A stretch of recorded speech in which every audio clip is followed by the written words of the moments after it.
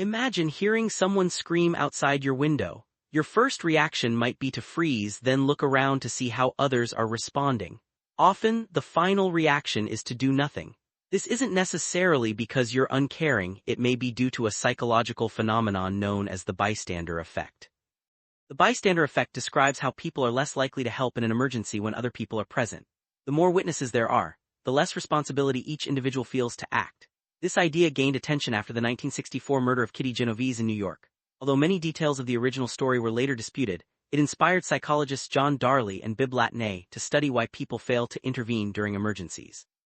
In one of their famous experiments, participants believed they were taking part in a group discussion through an intercom. During the conversation, a recorded participant appeared to suffer a seizure and called for help.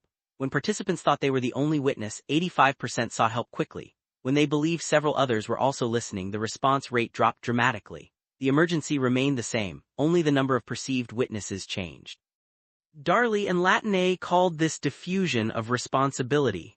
When many people are present, each person assumes someone else will take action, reducing their own sense of obligation.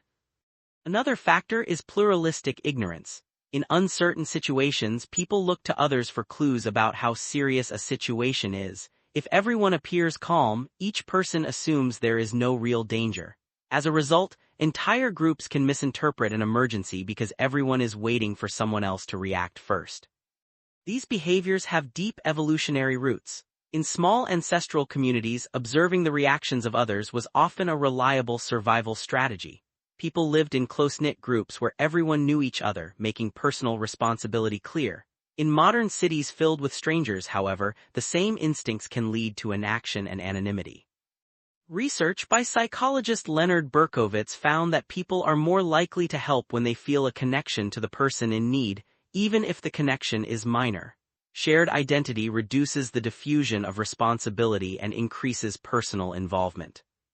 This is why emergency responders advise people not to shout, "Somebody call an ambulance." Instead, they should point to a specific person and say, "You in the red jacket, call an ambulance." Assigning responsibility directly makes action much more likely.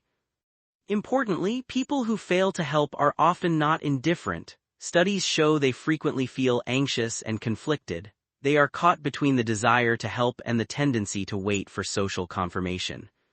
The bystander effect is real, but it is not inevitable. Understanding it allows us to recognize the moment when we are tempted to wait for others. By consciously choosing to act, we can override this ancient social reflex.